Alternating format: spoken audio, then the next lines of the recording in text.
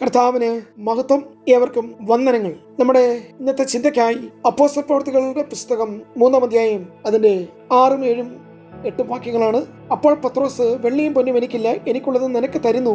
നസറനായ യേശുക്രിസ്തുവിന്റെ നാമത്തിൽ നടക്ക എന്ന് പറഞ്ഞു. അവനെ വലം കൈക്ക് പിടിച്ച് എഴുന്നേൽപ്പിച്ചു.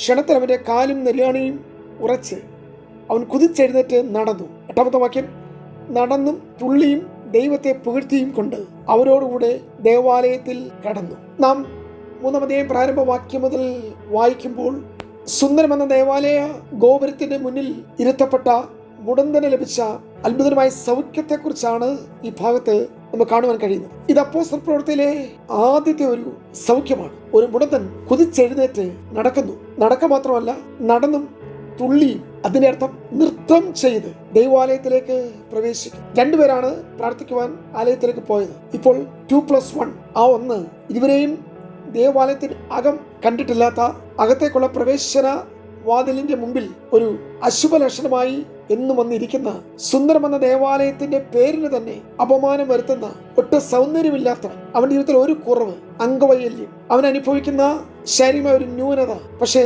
2 ഭക്തന്മാർ പ്രാർത്ഥിക്കുവാൻ വേണ്ടി ഒന്നിച്ചു പോകുവാൻ അവർ തീരുമാനിച്ചപ്പോൾ തന്നെ നമുക്ക് കാണുവാൻ കഴിയുന്നത് അത് അത്ഭുതത്തിലേക്കുള്ള ഒരു യാത്രയായി. ഏത് അത്ഭുതം? കഴിഞ്ഞ വർഷങ്ങളായി ഇവിടെ കൊണ്ടിരുത്തി ഭിക്ഷാടനം ചെയ്യുന്ന ഈ വ്യക്തി യഥാർത്ഥത്തിൽ ആലയത്തിനകത്ത് വീഴേണ്ട സംഭാവനകളും അല്ലെങ്കിൽ കാണിക്കയും നേർച്ചയും അതിന്റെ ഒരു പങ്ക് ഇവനും പറ്റിക്കൊണ്ടിരിക്കുകയാണ്. ഇവന്റെ ബലഹീനത കാണിച്ച്, ഇവന്റെ പോരായ്മ കാണിച്ച്, ഇവന്റെ ജീവിതത്തിന്റെ ന്യൂനത, കാലിന്റെ വൈകല്യം കാണിച്ച് അതിൽ കൂടി ഇവൻ ലാഭമുണ്ടാക്കുന്നു. അവനുടെ കൂടെയുള്ളവർ ഇവൻ മുഖാന്തരം അവരും ഈ ലാഭത്തിൽ പങ്കാളികളാണ്. പക്ഷേ ഒരു ദിവസം സാഹചര്യങ്ങൾക്ക് വ്യത്യാസമുണ്ടായി. ഈ ദേവാലയത്തിന്റെ മുമ്പിൽ ഇരിക്കുന്ന ആ വ്യക്തിയുടെ ചരിത്രം, ഇവന്റെ അംഗവൈകല്യം കൊണ്ട് ഞാനൊരു വികലാംഗനാണ്, പരസഹായം കൂടാതെ എഴുന്നേറ്റ് നടക്കുവാനോ നിൽക്കുവാനോ കഴിയാത്തവൻ, എപ്പോഴും മറ്റുള്ളവരെ ആശ്രയിക്കേണ്ടി വരുന്ന ഒരു വ്യക്തി. അവന്റെ പശ്ചാത്തലം നാം കണ്ടു കഴിഞ്ഞു. ദിനംതോറും മറ്റുള്ളവരാൽ ഈ ആലയത്തിന് മുമ്പിൽ കൊണ്ടുവന്ന് ഇരുത്തിയിരിക്കുന്ന ഈ മനുഷ്യൻ, പക്ഷെ ഒരു ദിവസം അവന്റെ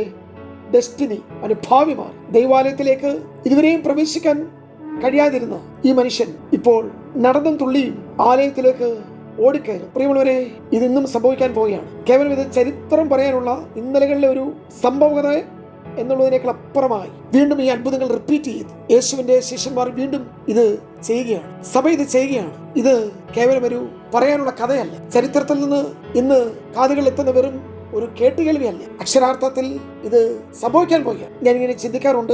പത്രോസ് യോഹന്നാനും ഒരുമിച്ച് ഇവിടെ പ്രവർത്തിക്കും. പെന്തക്കോസ്തിന് മുമ്പ് നമ്മൾ ഒരിക്കലും ഇങ്ങനെ കണ്ടിട്ടില്ല. യോഹന്നാനോടുകൂടെ യാക്കോബിനെയും അല്ലെങ്കിൽ യാക്കോബിനോടുകൂടെ യോഹന്നാനെ മാത്രം പത്രോസിനെ വ്യത്യസ്തനായിട്ട് മാത്രം കാണും. കാരണം ഇവർ തമ്മിൽ എപ്പോഴും ഘടകവിരുദ്ധമായ അഭിപ്രായങ്ങളുള്ളവരാണ്, മത്സര മനോഭാവമുള്ളവരാണ്. ദൈവരാജ്യത്തിൽ ഇടത്തും വലത്തും ഇരിക്കാൻ വരം ചോദിച്ച സഹോദരങ്ങൾ ഇപ്പോൾ യോഹന്നാനെ കാണുന്നത് യാക്കോബിനോട് കൂടെയല്ല, പത്രോസിനോട് കൂടെയാണ്. പരിശുദ്ധം അവരുടെ മേൽ വന്നു കഴിഞ്ഞപ്പോൾ അവർക്കുണ്ടായ ഒരുമ, ഐക്യത, ഏക മനസ്സ്, ഒരുമിച്ച് പ്രാർത്ഥനയ്ക്ക് പോകാനുള്ള പ്രേരണ.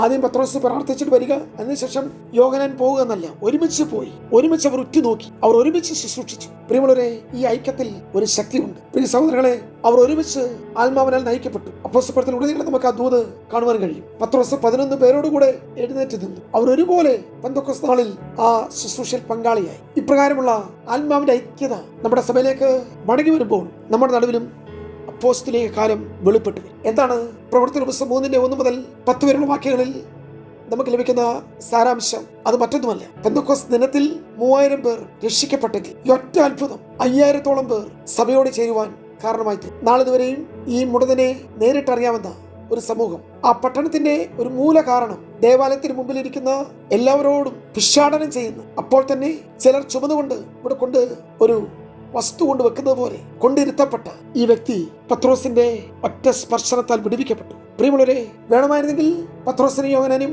അല്പം പണം നൽകാമായിരുന്നു. പക്ഷേ പണം നൽകാനല്ല പത്രോസ് തീരുമാനിച്ചത്. ചില ദിവസങ്ങൾക്ക് മുമ്പ് തനിക്ക് ലഭിച്ച ഈ ആത്മശക്തി, അത്യന്ത ശക്തി, തന്റെ മേൽ പകർന്ന പുനരുത്ഥാനത്തിന്റെ ശക്തി, പെന്തക്കോസ്ത് നാളിൽ തന്റെ മേൽ വെളിപ്പെട്ട അഭിഷേകത്തിന്റെ ശക്തി, അതിനെ നൽകുവാൻ പത്രോസിനുള്ളത് അവന് നൽകിയപ്പോൾ അഭിഷേകം അവിടെ പ്രവർത്തിച്ചു. നിങ്ങൾ വിശ്വാസത്തിന്റെ അലങ്കാരം നീട്ടിയാൽ മതി. പത്രോസ് ഈ മുടന്തനെ വ്യക്തിക്ക് കരം കൊടുക്കുവാൻ തീരുമാനിച്ചപ്പോൾ തന്നെ ദൈവത്തെ വേദന പറഞ്ഞ്, നിങ്ങൾ രോഗിയുടെ മേൽ കൈവച്ചാൽ അവർക്ക് സൗഖ്യം ഉണ്ടാകും. ബലഹീനമായ കാലുകൾ ഉറച്ചു.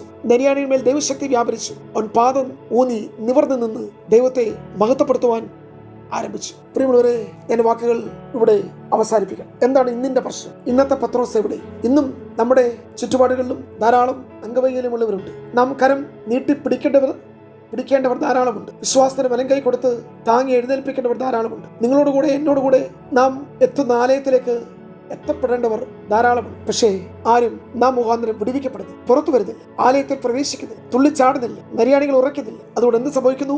കുരുടൻ കുരുടനായും ചെകിടൻ ചെകിടനായും ഊമർ ഊമരായും മുടന്തർ മുടന്തരായും തലസ്ഥിതിയിൽ തുടരുകയാണ്. പക്ഷേ ഇന്ന് ഈ പ്രഭാതത്തിൽ ഞാൻ പ്രവചനാത്മാവിൽ ഒരു ദൂത് കൈമാറട്ടെ. ഇന്നത്തെ ഈ സ്ഥിതി മാറും. ഇന്നത്തെ ഈ അനുഭവങ്ങളും അവസ്ഥകളും മാറും. മാളികമുറിയിലെ ആത്മശക്തിയിൽ മാത്രം തൃപ്തരാകാതെ വീണ്ടും പ്രാർത്ഥിക്കുവാൻ, വീണ്ടും ആത്മനിറവിന് വേണ്ടി, വീണ്ടും ഒരു പകർച്ചയ്ക്കായി, വീണ്ടും ദൈവസാന്നിധ്യം അന്വേഷിക്കാൻ പത്രോസ് യോഹന്നാനും ആലയത്തിലേക്ക് ഓടിക്കയറിയതുപോലെ ആത്മശക്തിയാൽ ചാർജ് ചെയ്യപ്പെട്ട, പരിശുദ്ധാത്മാവിൻ നിറവിനാൽ ശക്തി സംഭരിക്കപ്പെട്ട ആത്മീക നേതൃത്വം മുന്നോട്ട് വരിക തന്നെ ചെയ്യും. മുടന്തൻ ചോദിച്ചത് പത്രോസിന്റെ ഇല്ലായിരുന്നു. ചോദിച്ചത് വെള്ളിയും പൊന്നുവാ. വെള്ളി നാണയങ്ങളോ പൊന്നാണയങ്ങളോ തന്നിട്ട് പോകാനാണ് പറഞ്ഞത്. പക്ഷേ അവൻ ചോദിച്ചത് പത്രോസിന്റെ ഇല്ല. പക്ഷേ അവൻ ചോദിക്കാത്തത് കൊടുക്കുവാൻ പത്രോസിന്റെ കയ്യിലുണ്ട്. ഇന്ന് നമുക്ക് പറ്റിയ പോരായ്മ എന്താണ്? മറ്റു വാക്കിൽ പറഞ്ഞാൽ, പത്രോസിന് ഉണ്ടായിരുന്നത് ഇന്ന് നമുക്കില്ല, പത്രോസിന് ഇല്ലായിരുന്നത് ഇന്ന് നമുക്കുണ്ട്. എന്തായിരുന്നു പത്രോസിന് ഉണ്ടായിരുന്നത്?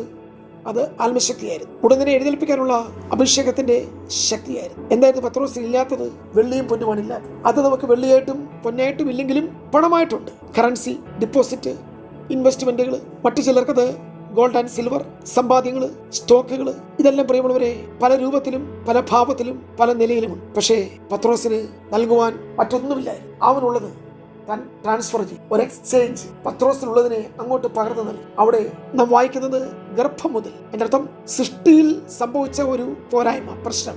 യേശുവിന്റെ നാമം എല്ലാ നാമത്തിനും മേലായ നാമമായ യേശുവിന്റെ നാമം പത്രോസ് വിളംബരം ചെയ്തപ്പോൾ തന്നെ സൃഷ്ടിയിൽ സംഭവിച്ച കേടുപാടുകൾ, അപാകതകൾ, കുറവുകൾ, അവന്റെ ബലഹീനതകൾ ക്ഷണത്തിൽ സൗഖ്യമായി. ഇപ്പോൾ നടന്നും തുള്ളിയും. അതിനർത്ഥം അവന്റെ വിടുതൽ അവൻ പരസ്യപ്പെടും. പത്രോസിനെ യോഹന്നാനേക്കാൾ വേഗത്തിൽ ആലയത്തിലേക്ക് പ്രവേശിക്കും. പ്രിയമുള്ളവരെ, ഈ ഒരു അത്ഭുതം യെരൂശലേമിനെ ഇളക്കി. 5000 പേർ വിശ്വാസത്തിൽ വരുവാൻ കാരണമായി തീർന്നു. ഇന്നത്തെ സഭയുടെ ഏറ്റവും പ്രധാനപ്പെട്ട ആവശ്യം വെള്ളിയെയും പൊന്നിനെയും ജയിച്ച, പണത്തെ ജയിച്ച, സമ്പത്തിനെ ജയിച്ച, ലൗകികമാതിനെ ജയിച്ച ഒരു പത്രോസ് സഭയ്ക്കില്ല എന്നുള്ളതാണ് വിഷയം. അന്ധന്മാരും മുടന്തുള്ളവരും ചെകിടരും രോഗികളും എല്ലാം ധാരാളം ഇന്ന് സഭയുടെ ചുറ്റുപാടിലുണ്ട്. പക്ഷേ ആരെയും എഴുന്നേൽപ്പിക്കുവാൻ നമുക്ക് കഴിയുന്നില്ല. ഇന്ന് സഭ തന്നെ മുടന്തിപ്പു. സഭ ഇന്ന് ലോകത്തോട് സഹായം അഭ്യർത്ഥിക്കുക. കോടതിയോ രാഷ്ട്രീയക്കാരോ ഭരണത്തിലുള്ളവര്, നേതാക്കന്മാര് ലോകത്തിന്റെ സഹായത്തിന് വേണ്ടി സഭ ഇന്ന് ലോകത്തോട് യാചിക്കുകയാണ്. ന്യായാധിപന്മാരുടെ സഹായത്തിന്, അധികാരികളുടെ സഹായത്തിന്, ഉന്നത രാഷ്ട്രീയ മേഖലകളുള്ള ശ്രേഷ്ഠന്മാരുടെ സഹായങ്ങൾക്ക് വേണ്ടി സഭ അവരോട് യാചിക്കും. നാം ഉടനെ മറന്നു. അവരെ കാണാനുള്ള കണ്ണ് നമുക്കില്ല. സഹായം ആവശ്യമുള്ളവർക്ക് കരനീട്ടുവാൻ നമ്മുടെ കരങ്ങൾ ബലഹീനമായി. ഇതല്ലേ പ്രിയമുള്ളവരെ വാസ്തവം? എവിടെ ദൈവത്തിന്റെ അപ്പോസ്തലന്മാർ? എവിടെ ദൈവത്തിന്റെ പ്രവാചകന്മാർ? എവിടെ ഇന്നിന്റെ അഭിഷക്തന്മാർ? അവർ ഒറ്റ വ്യക്തിയെ തൊട്ട അത്ഭുതം ദൈവസഭയുടെ വളർച്ചയ്ക്ക്, മുന്നേറ്റത്തിന്, ഉണർവിന് കാരണമായി തീർന്നു. ഞങ്ങളെ നോക്കൂ. യേശുവിനെ നോക്കാനല്ല, സ്വർഗത്തിലേക്ക് കണ്ണു ഉയർത്താനല്ല, ദേവാലയത്തിലേക്ക് കണ്ണുകൾ ഉയർത്തുവാനല്ല പറഞ്ഞത്. ഞങ്ങളെ നോക്കൂ. അതെ, അത് പറയാനുള്ള ധൈര്യം. പ്രിയരെ, നമുക്ക് പ്രാർത്ഥിക്കാം. ഒരാത്മീയ തലമുറ പ്രാർത്ഥന മുറിയിൽ നിരന്തരം ചാർജ് ചെയ്യപ്പെടുക. പൗലോസ് പറഞ്ഞ, ഞാൻ ആരുടെയും വെള്ളിയോ പൊന്നോ ആഗ്രഹിച്ചിട്ടില്ല, മോഹിച്ചിട്ടില്ല. പത്രോസ് പറഞ്ഞ, വെള്ളിയോ പൊന്നോ എനിക്കില്ല. പരിശുദ്ധാത്മാവിനാൽ നയിക്കപ്പെടുന്ന ഒരു തലമുറ, അവർ ഒരാത്മീയ ഉണർവിനെ നമുക്ക് സമ്മാനിക്കും. അവർ മറ്റൊന്നും ആഗ്രഹിക്കുന്നില്ല. അവർ ആഗ്രഹിക്കുന്നത് ക്രിസ്തുവിനെ മാത്രമാണ്. അവർ നയിക്കപ്പെടുന്നത് പരിശുദ്ധാത്മാവിന്റെ ആലോചനയാൽ മാത്രമാണ്. അവർ നിലനിൽക്കുന്നത് ദൈവദിന പ്രകാരം മാത്രമാണ്. നമുക്ക് ദൈവസന്നിധിയിൽ അതിനുവേണ്ടി ഒരുമിച്ച് പ്രാർത്ഥിക്കാം. നാം അതിൽ പങ്കാളികളായി തീരുമാനം. കർത്താവ് നമ്മയും സഹായിക്കട്ടെ. God bless you.